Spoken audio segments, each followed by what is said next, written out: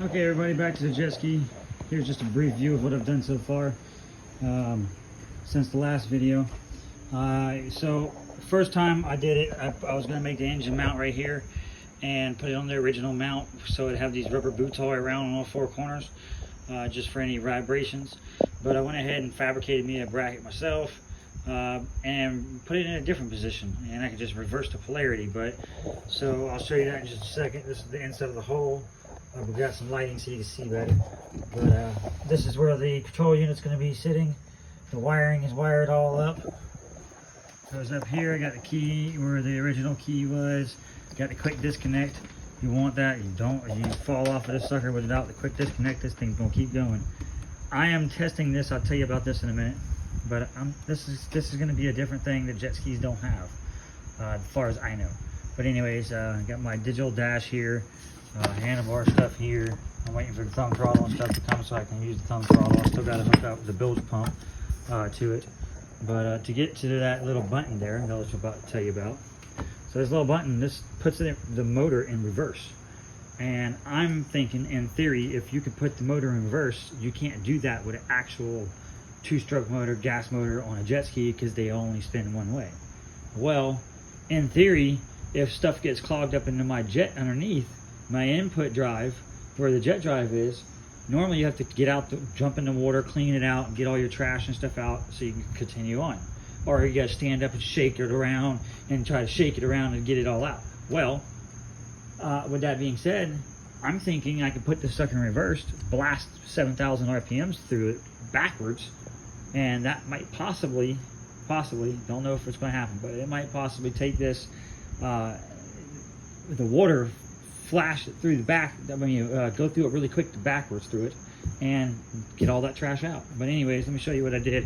I went with a drive shaft first. Drive shaft, it was lopsided a little bit, so it vibrated really bad, and that's why I chose to do it this way, because this way I can maintain the vibrations and secure lopsidedness and different things. It's just, I'll show you.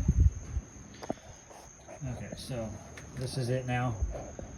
It's fabricated on a rubber bracket, so underneath here, down below, I don't know if you can see that, but there's rubber brackets holding those on. They're right there somewhere. And there you go, you can see them. They're squished. But there's rubber brackets, there's 4 of them holding the plate on that I did, and then I welded some 3/4 L bracket all around the whole south side of that plate. And then flipped a few of them over, welded, tacked them in, just to give it the structure support better.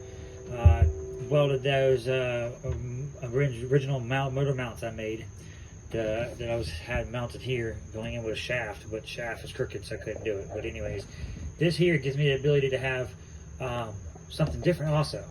So instead of single drive, straight shaft drive, same speed, I can take this sprocket here, put a bigger sprocket on, and a smaller sprocket down here, and what that's going to do is change my gearing, allowing me to go even super faster. But anyways, these are the in and outs right here for the water drive to run the water in. I've got the original hoses. Those are going to go in to hook up for the jet drive to have it flow through, so when it's on, it's running water through it. I'm not fully done. I'm thinking eventually I'm going to actually be putting a tensioner right here too, just to do it, like a skateboard wheel on there. Because eventually chains will loosen up, so you need a tensioner, and I've got a spring and a skateboard wheel and all that stuff. So I might, before this is all done, after the first test or before the first test, you might be seeing a skateboard wheel here pressing against it, giving it some tension.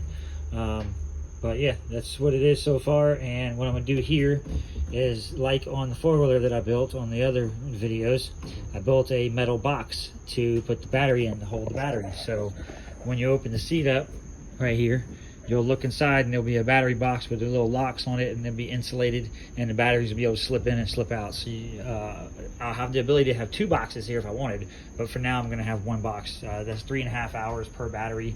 I just take an extra one, leave it at the boat landing in the truck, and I can always grab it, swap it out, and go for another 3.5 hours, have some fun, blast through the water. But yeah, so far this is what it is, and once I get a little further, I'll show you some more about it. But yeah. Oh, and by the way, this unit, a lot of people were saying inside the video on the comments, seeing one person say it, so I just wanted to let them know why I'm doing it this way. One, I'm doing it this way because it's a hobby. No one else has one, so I'm gonna be the only one that has it.